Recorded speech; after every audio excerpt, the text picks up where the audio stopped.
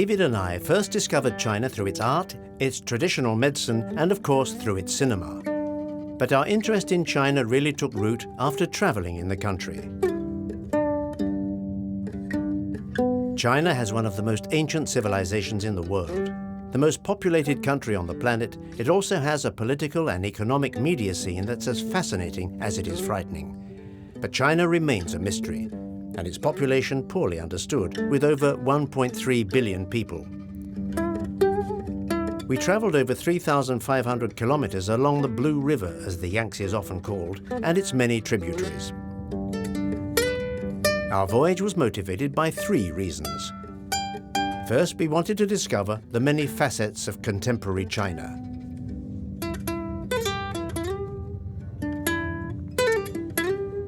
The men and the women that we encountered along the way. How do they live? What are their daily lives like? And what are their dreams and their hopes? We also wanted to explore the complexity of the country and its growth, as well as to address the contradictions that this rapid expansion has engendered. All within a single yet complex human group. And finally, we wanted to understand the rapid change and radical transformation that China has undergone over the last 50 years.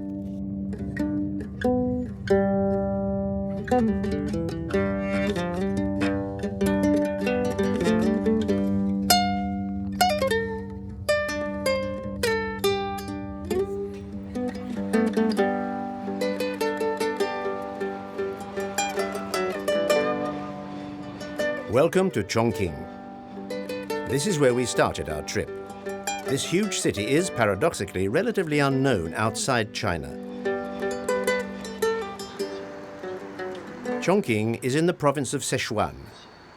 Strategically placed at the confluence of the Yangtze and the Dazzling, one of the principal tributaries, the city has always played an important commercial role thanks to the Yangtze.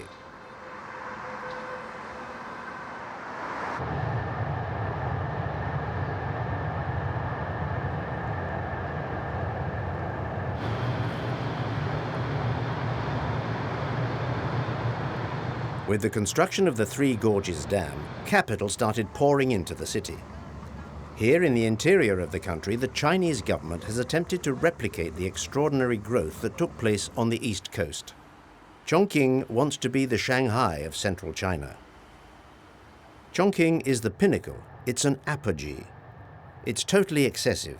It seems to dwarf cities like New York or San Francisco. The scale is staggering. The city is striking. And it's totally vertical. Forests of skyscrapers vie for the few square meters of its hilly terrain. Construction is non-stop. Old neighborhoods are demolished and are replaced by tower blocks which grow out of all proportion, like rampant bamboo. The giant scale of it makes you feel giddy, intoxicated. 33 million people live in an area the size of Austria, over 14 million in the city centre alone. 500,000 new city dwellers arrive every year. That's 1 million people every 2 years, a double-digit growth rate over the last 15 years. We fell under the strange spell of this city world. It jostled our senses and hypnotized us. We became attached to its people, figurines of porcelain in an elephant city.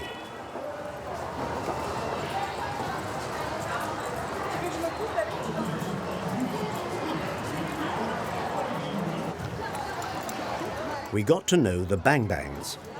These street porters, found nowhere else in China, are the emblems of Chongqing. The Bang-Bang have existed for centuries. They're the consequence of the city's hilly terrain. They carry merchandise from the shores of the Yangtze to the city centre, clambering up the stairs and steep streets. Working only with a bamboo stick across their shoulders, most of them are Mingmongs, migrant workers from the surrounding countryside. He was 1.50 meters tall and all muscle, with warmth and energy to spare. Yang Bangzi.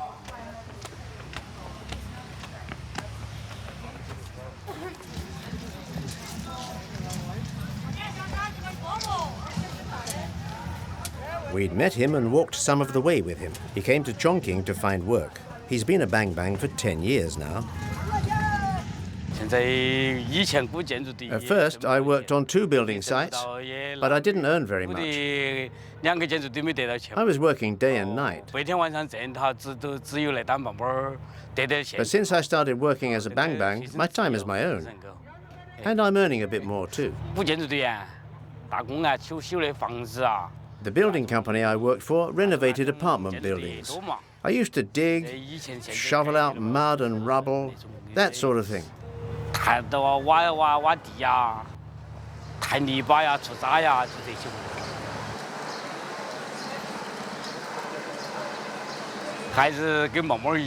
It was more tiring than working as a bang bang. On a construction site, you work all the time. Bang bangs are quite free. When I'm tired, I take a rest and I have a chat. But as soon as I'm called, I get right to work.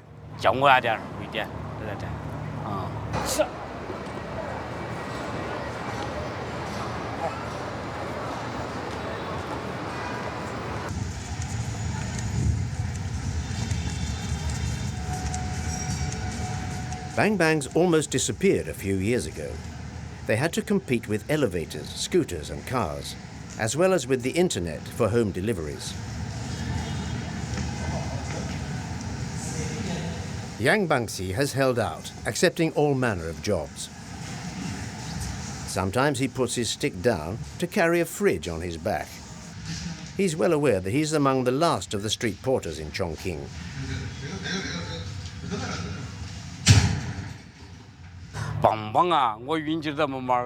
I'll stay a street porter for as long as my legs can carry me. Until I'm 60. When I'm 60, I'll stop. I've still got a good 10 years to go.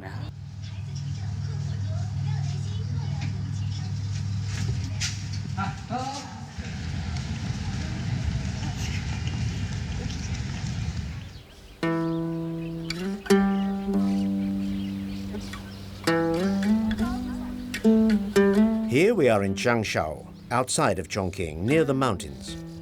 It's a total change of scenery. Like many surrounding new suburbs, these former farmlands were covered over with concrete 5 years ago as part of a social housing plan for peasants. From one day to the next, these former farmers went from living in wooden houses to living in 30-story apartment buildings. They gained in modern comforts, but many have stayed strongly attached to working the land. The surrounding fields are collective kitchen gardens tended voluntarily by the inhabitants themselves. We're struck by the contrast between urban and country life, a concurrence of modern and traditional lifestyles.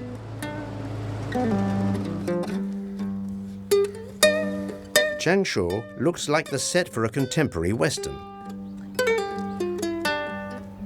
Our attention is drawn to a couple in their 60s who are busy tending their fields. Former farmers, they moved into a brand new apartment 4 years ago. Zhu is a public maintenance worker now. Her husband is retired. She tells us about how hard their life in the country used to be and about how things have changed for them since then.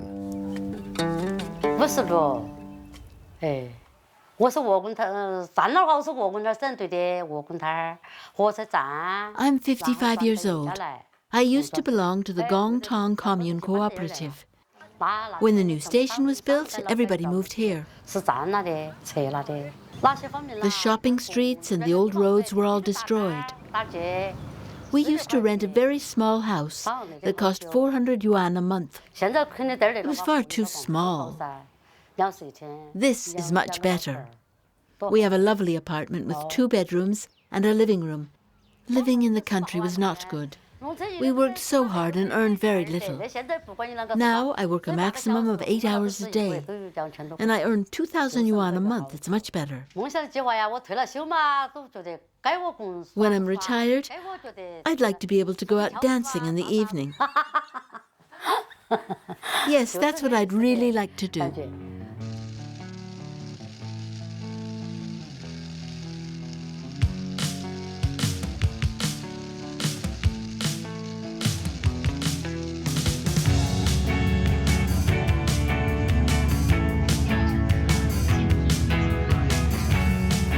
Taking a couple of different metros, we return to the heart of Chongqing. It now seems like a Swiss cheese to us. We cross the river several times at 100 meters altitude. We go through mountains and pass over road intersections of all sizes. And here's a world first. One metro line even goes right through a building from one end to the other.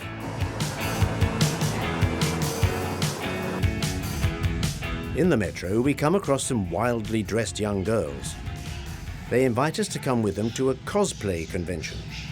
Here, a generation of young Chinese come to find their role models.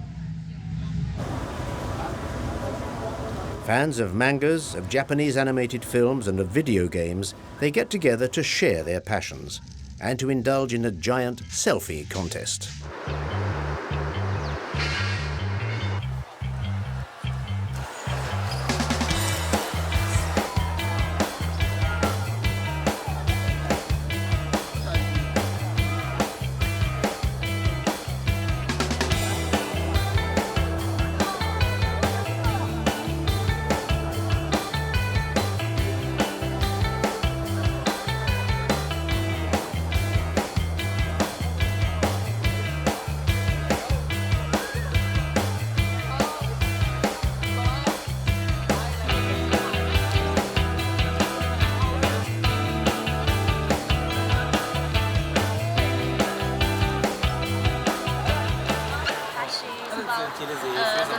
We love the games, we love to play games, and we love to watch animations. So we like to play all kinds of roles, and we will buy the clothes for us and to dress dress here like this. It's a little bit popular in China. Some kinds of some groups will like it very much, but the adults will not like it like this. Pleasure. We will collect photos, and the courser, they will make selfies with each other character, and they will save it and post it on Weibo or WeChat or QQ. Yeah, this is the way to collect pictures.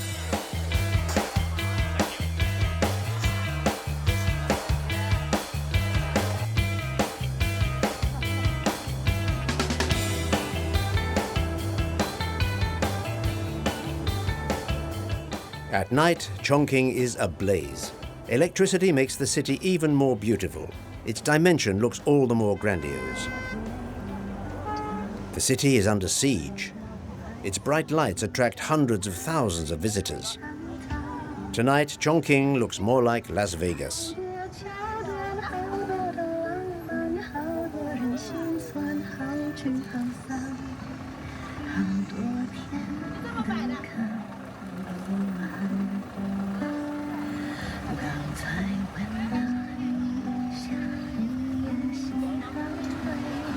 We find ourselves in an ocean of people, and it's hard to make our way through them. It's terribly crowded, but everywhere there's a friendly atmosphere.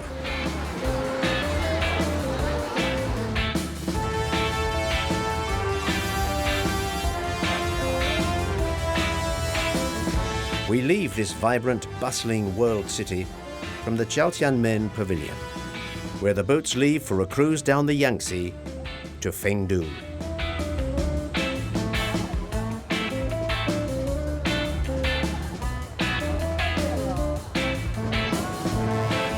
Although we can but marvel at rows of illuminated skyscrapers, it does make us wonder, how much energy does it take to light all this? And just where will Chongqing stop?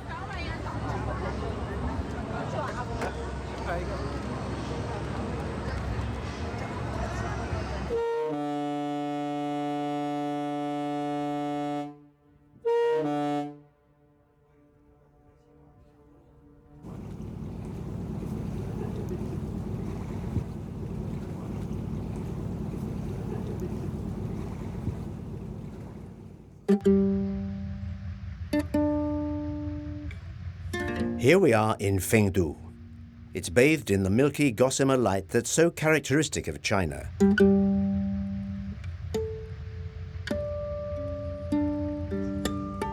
And cruising down the Blue River is almost unreal.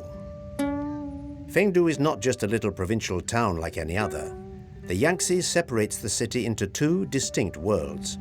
The north bank is the world of the dead. Fengdu Ghost City on Mount Mingshan includes the seat of hell and the seat of paradise. This 1,000-year-old temple complex is the Chinese equivalent of Dante's Divine Comedy. It's become a major tourist attraction on the Yangtze cruise tours. The south bank is the world of the living. The new town of Fengdu slowly emerges from the morning mists. It was built in 1999, at the same time as the construction of the Three Gorges Dam. The inhabitants of the area were relocated to the new town after the reservoir was filled with water in 2002. Between the two shores, the vestiges of the old city of Fengdu emerge from beneath the waters of the river. Our catharsis in the ghost city begins. But unlike in Dante, we ride up to hell in a cable car. There are ghosts everywhere. The town is full of temples, many perched high in the misty skies, caused by the humidity and water vapors rising from an insatiable river. In Taoist mythology, Mount Mingshan is the seat of hell. It's a place in the afterworld where the dead souls who have not been able to leave the earth reside.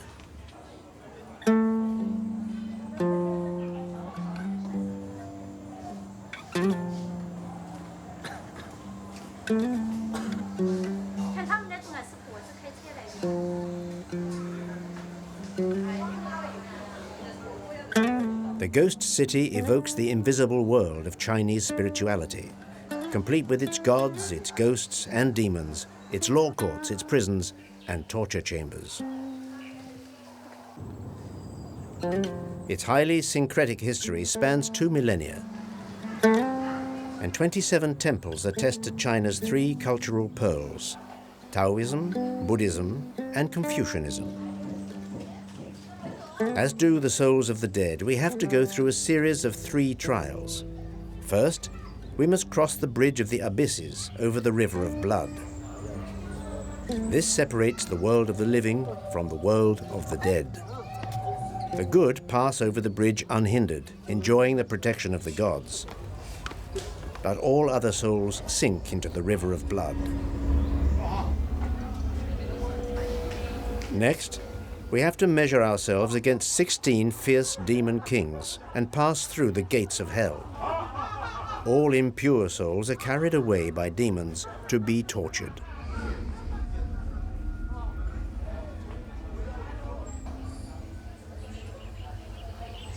At the top of Mingshan, all souls must say goodbye to their loved ones. They have one more peril to endure: balance. They must remain balanced for 10 seconds while standing on one foot on a rounded, polished stone. Those who succeed can finally bow down before the emperor of the world of the dead.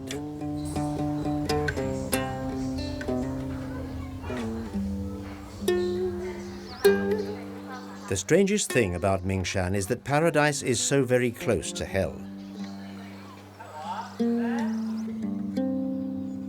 And although you may be able to take a cable car to hell, you have to earn your passage into paradise. Climbing the hundreds of steep steps that separate the temples and the Buddhas, you can see many testimonies to Taoist culture. The 8 immortals, the 8 heroes of the peregrinations to the east, figure prominently.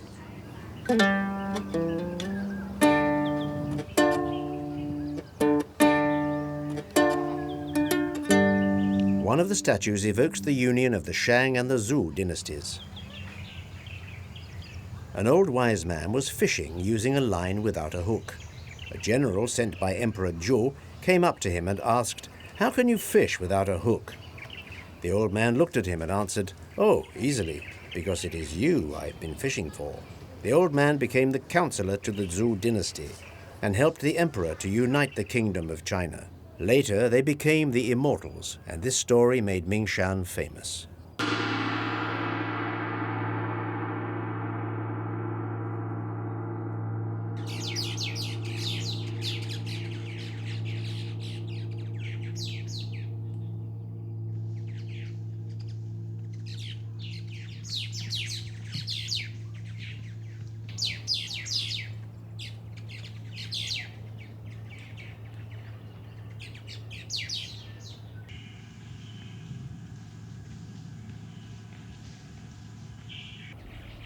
We arrive under the huge statue of the head of the Jade Emperor. This classic Tao figure is the god of heaven and the emblem of sovereignty. Since 2010, the Jade Emperor has had a serious change of personality. Not only has his face been changed, but he has taken on a whole new identity. The site's new owners have decided to rename him the God of Hell. Paradise also has undergone some radical changes. Over the years, through conflicts and cultural revolutions with different managers and backers, the site has been successfully built, raised, rebuilt, and transformed.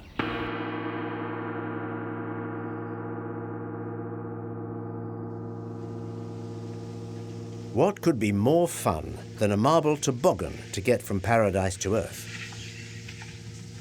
With no brakes, yes, we did it. Going down is a lot quicker than going up.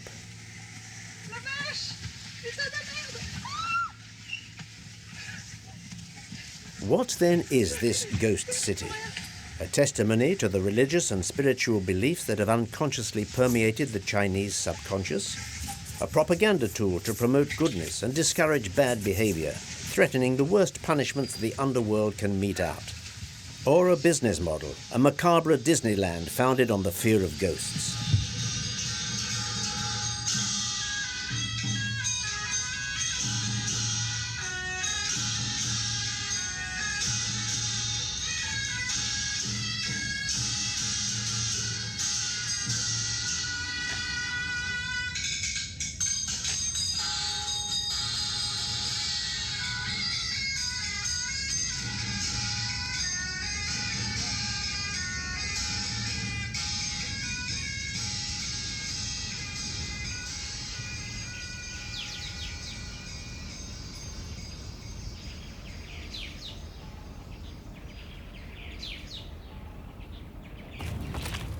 We wanted to know what the old town of Fengdu was like before the waters rose.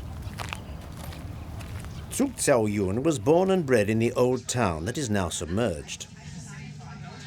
He's 56 years old and owns 2 souvenir shops in the ghost town. One of them is open in the morning. It caters to ferry passengers. The other is for tourists who arrive by bus in the afternoon.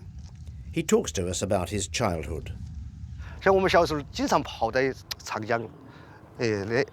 I was little, I used to swim in the Yangtze. The older kids would take a plank. We waited upstream. The river was narrower then, and there was only one boat. We'd let the boat go down, then we'd wait for it to come back. Using the plank, we'd hang on to the boat, and it pulled us across the river. Yeah, just like that. It's a very powerful memory for me.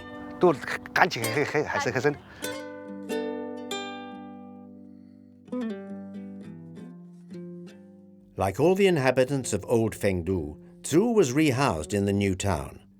5 times larger than the Fengdu of his childhood, the new town provides modern infrastructures that are decidedly more comfortable. But Zhu is still nostalgic for the city of his youth. Everything's more comfortable now than in the old town. The parks, public benches and the streets are all very well planned. I think the government did a good job in this respect. The roads and the traffic are a lot better than they used to be. Of course, there's nostalgia for the old town. Today, when you come home, bam, you slam the door shut, and that's it. We used to take a bowl of rice and sit outside on a bench talking. Nowadays, there's very little human contact. People live in tower blocks and no one knows their neighbors anymore. Before, everybody was together. I miss the old town.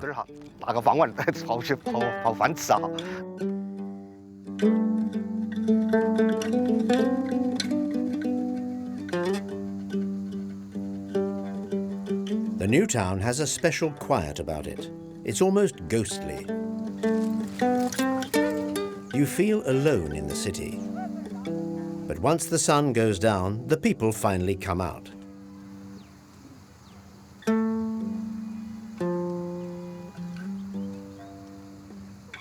It's time for a quiet stroll on the banks of the Yangtze.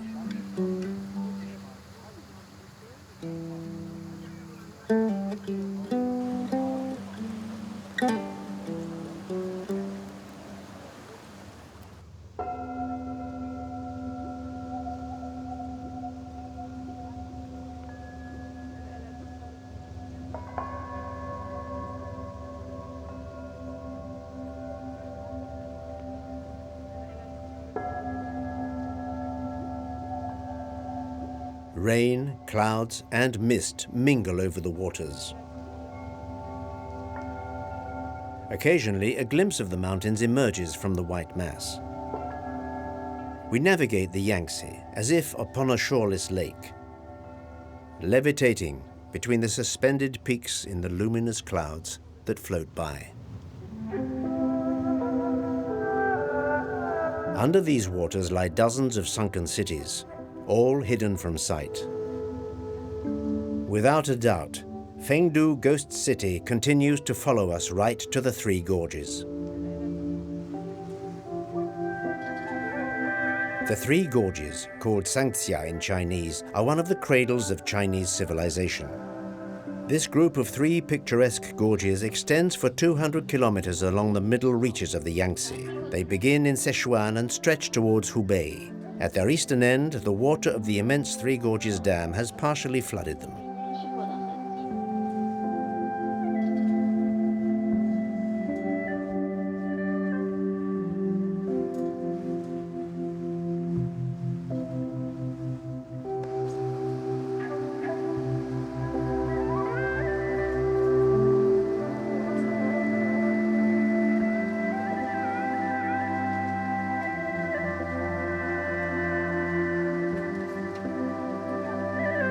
We stop here to explore the three lesser gorges.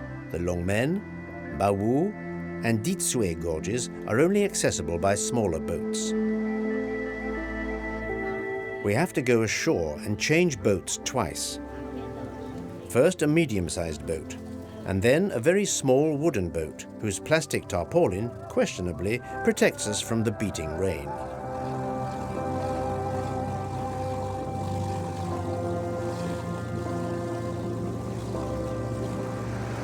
Before the construction of the Three Gorges Dam, these three smaller gorges were as narrow as our wooden boat.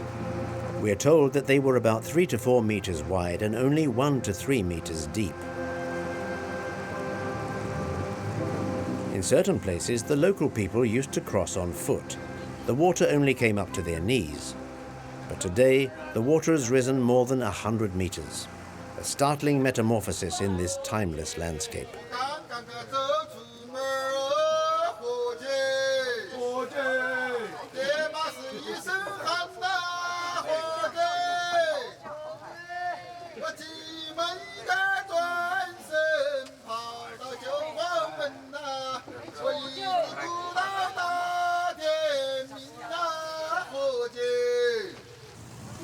The local inhabitants also tell us that the government has offered compensation to people whose villages have been flooded.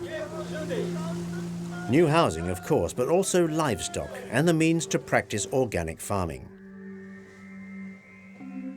There's no industry in Wushan. The only sources of income are tourism and traditional agriculture. In order to protect the biodiversity of the Three Gorges, it is presently forbidden to fell trees or to gather medical herbs in the adjacent mountains. We pass a small island. In winter, it's totally covered by water. But in summer, when it emerges, the villagers rush there to grow maize, sweet potatoes, and potatoes. Living conditions are difficult for the inhabitants of the Three Gorges. Having very little arable land, poverty is omnipresent. Most people complain that the country has changed radically. They regret the old days, the Three Gorges of the classical paintings, of the celestial mountains, deep and mysterious, the cradle of ancient Chinese civilization, when the now muted waters of the Yangtze once roared like drums.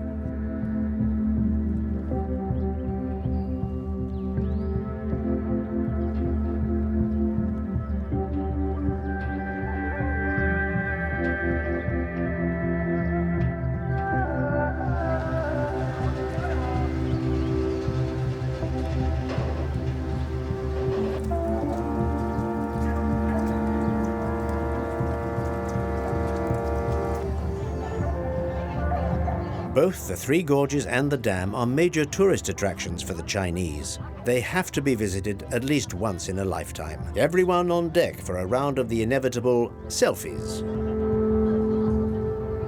The aim is to capture the 12 peaks that appear along the riverbank, starting with the Goddess Peak. Without doubt, it is the most beautiful in the eyes of the Chinese.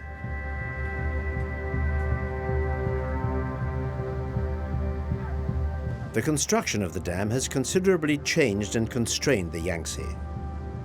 Once a wild and impetuous young river, seasoned sailors now refer to it as a quiet old man whose size allows unimpeded navigation. Day and night, tourist boats cruise past cargo vessels.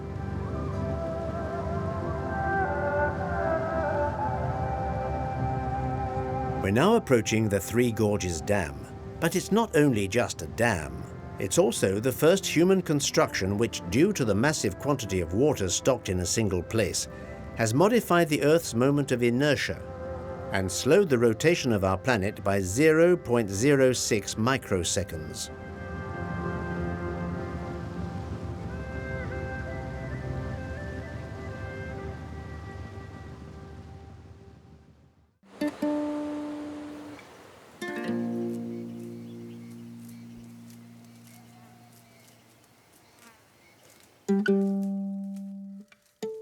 A green revolution awaits us on the heights above Yichang.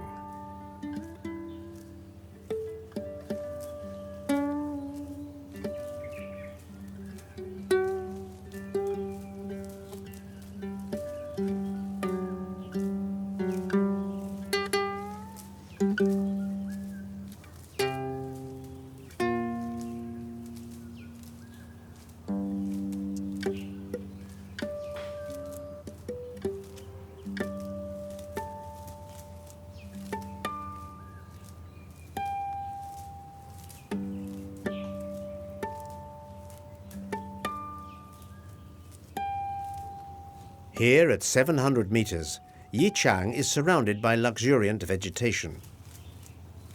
We are fascinated by Fu and Luo's organic tea plantation.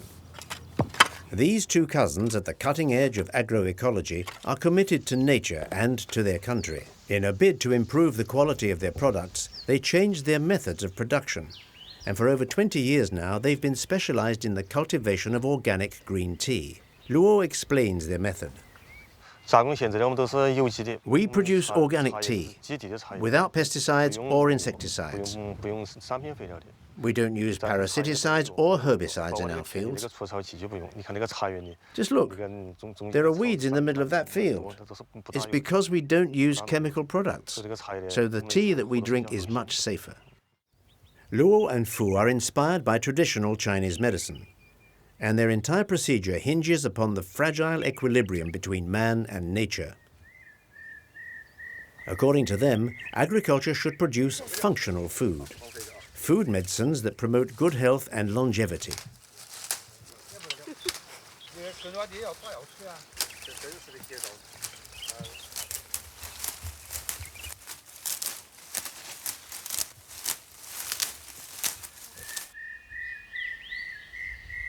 In the past, increasing production was the most important goal, and a lot of pesticides were used for this purpose. Today, our goal is not to increase production, but to increase quality. So we've turned towards organic production. It's very difficult, but it's our credo.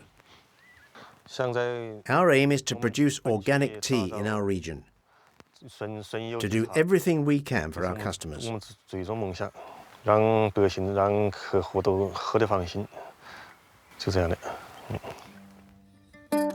Still in the minority, Fu and Luo are part of a rising generation of committed producers promoting sustainable agriculture. For us, they're the new face of a conscientious and coherent future that's full of hope and promise.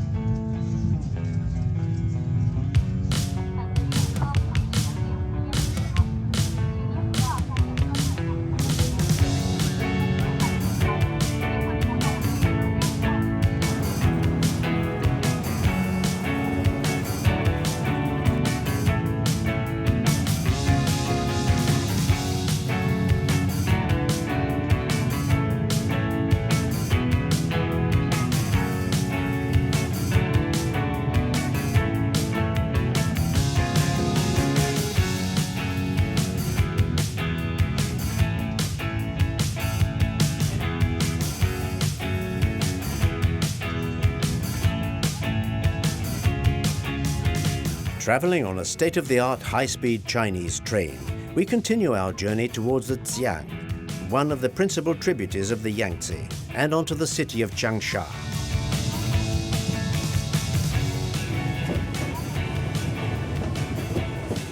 We're curious to discover just what a green city in China looks like. Shanghai is the capital of Hunan province. In 2016, the city inaugurated a new ecological community, the Mermaids Lake Park District, a veritable experimental, sustainable city of tomorrow.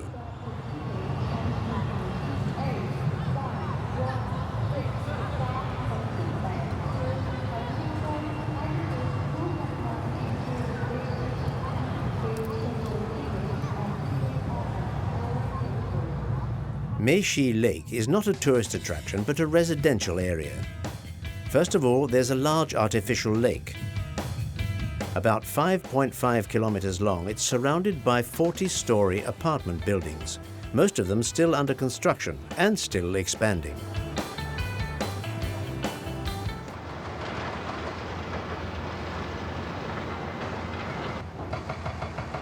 We're impressed by the size of the work sites of these new districts under construction. The orange cranes and blue tarpaulins contrast sharply with the grey concrete. And here and there, tiny yellow specks appear, the workers' helmets.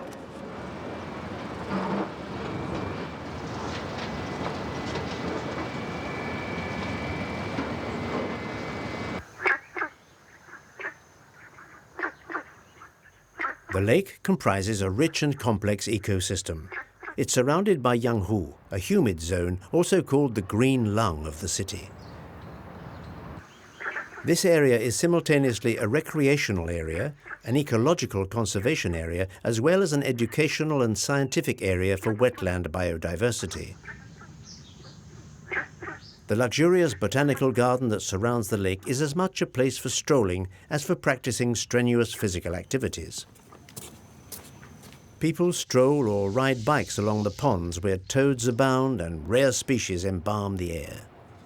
In this privileged and relaxing atmosphere, people can even take advantage of the beach of fine sand that's much appreciated by children. Mermaids Lake Park is one of the best places to observe the incredible transition from rural to urban conditions in China. And it also reveals all the resulting paradoxes.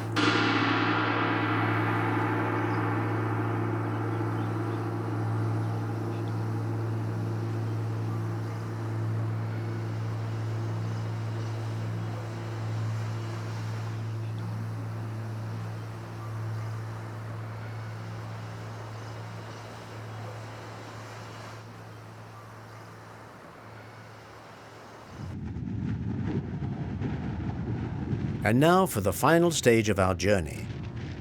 We're approaching the mouth of the Yangtze. It's about a dozen kilometers wide here. To Shanghai.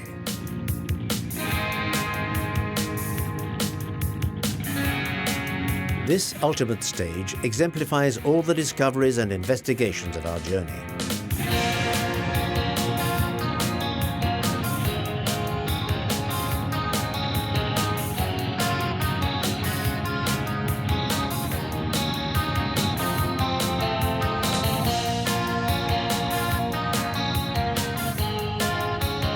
For a long time considered as the symbol of foreign capitalism, Shanghai is now the financial center of modern China.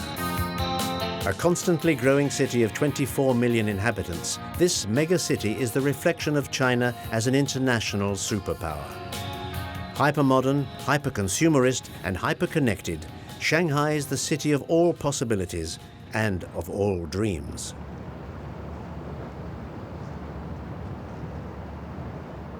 Shanghai means upon the sea.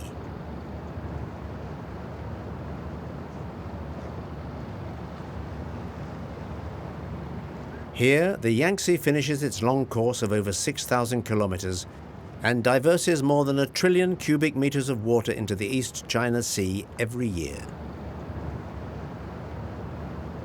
The Huangpu is the last significant tributary of the Yangtze. It flows through the financial districts and divides the city into two parts, Pudong to the east and Puxi to the west.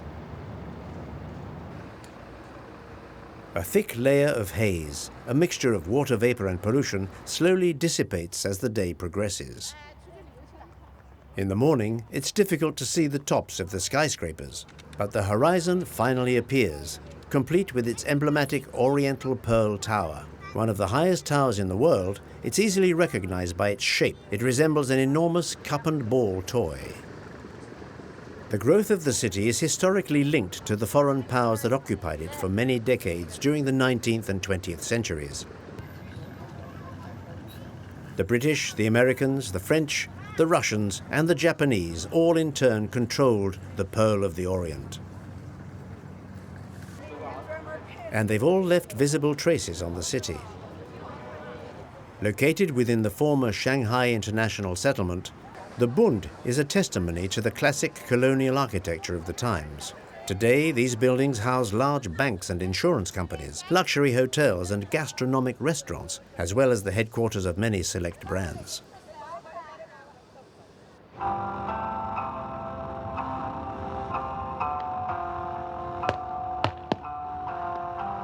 Shanghai is a very cosmopolitan city where all nationalities may be found. It's also a city of contrasts, a mixture of traditional culture and modernity. It's both the epicenter of globalization and the focal point of an ancient heritage.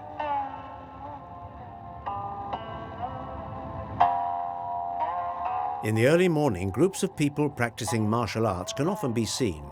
In this case, the Tai Chi Chuan.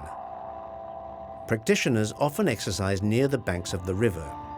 In Taoist philosophy, water is thought to favor openness, to clean and balance the body, and to develop energy, emotions, and the soul.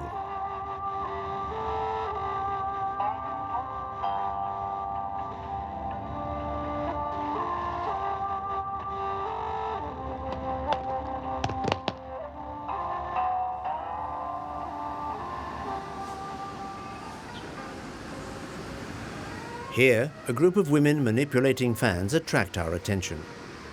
These native Shanghainese women tell us that they practice Mulan Xuan every day from 6:45 to 8 a.m. Also known as flower boxing, this discipline is exclusively reserved for women. It's an elegant mixture of martial arts, dancing, and gymnastics. There are 18 movements. No, 17. It's 17. I've practiced for 22 years. I began when I was 50 and I'm 72 this year. The biggest change? When I retired, I felt very alone, so I decided to go out and practice Mulan Quan with my friends. I have a lot more friends now. You need more friends at our age, friends of your age, and in good health. My body is much healthier. Old people like us have to be careful and avoid falling down. Our bones are more fragile.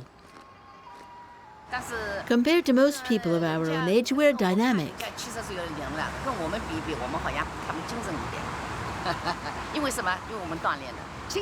And more alert, too. By toning the muscles, the body looks limper, but without losing any weight. The flesh is firm.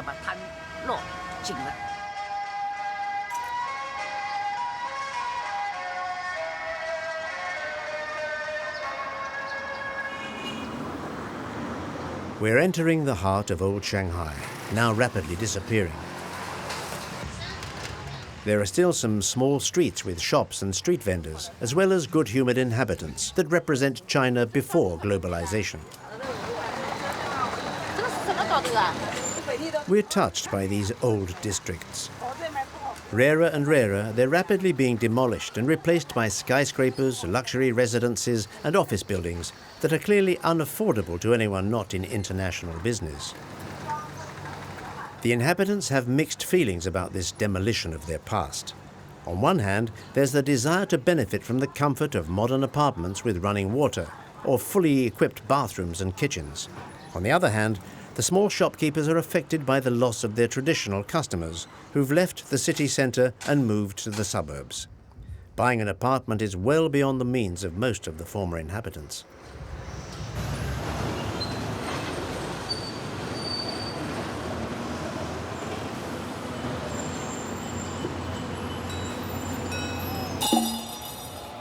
Overwhelmed by these temples of consumerism, we find refuge in the sublime Jade Buddha temple.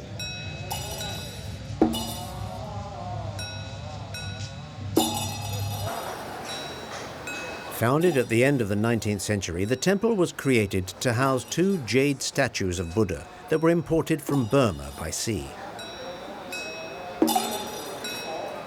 Entirely restored in wood, the temple is an active monastic school that accommodates 70 monks a year.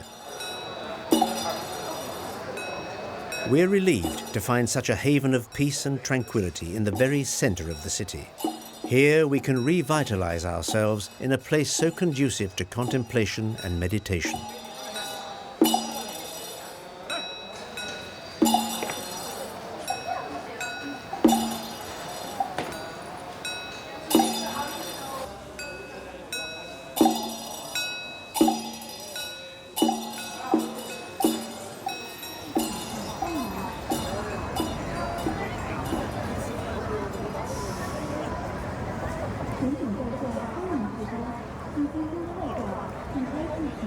We are finally on top of the Pearl Tower.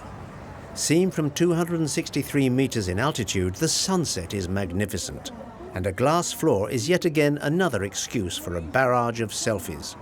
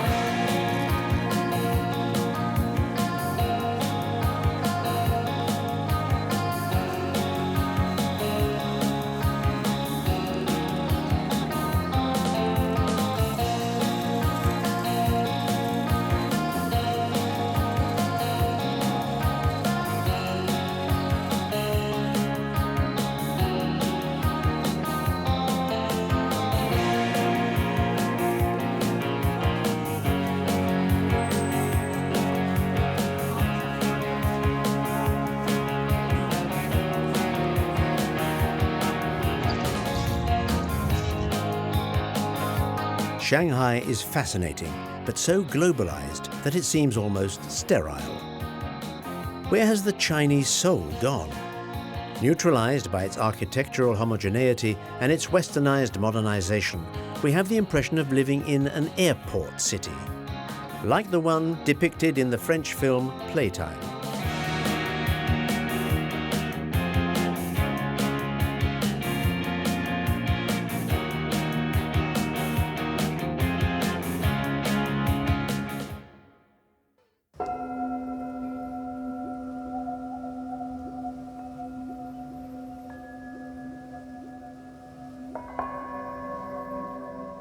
The haze slowly dissipates, revealing an immense bridge which links Shanghai to Chongming Island, the 3rd largest island in China.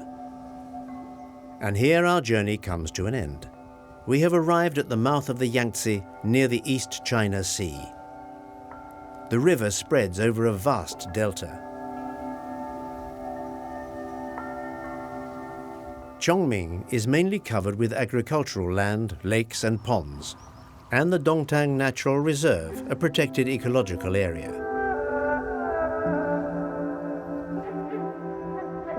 Wind turbines and solar panels. There is no industry and no pollution of any kind.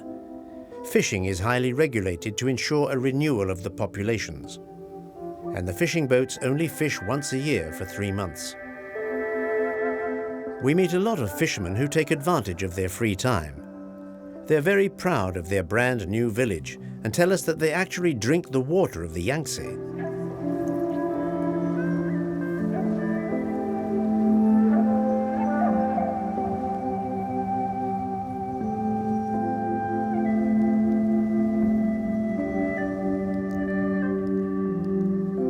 Under the iridescent light of the sun which caresses its waters, the sirens of the Yangtze reach the China Sea. And a new journey begins.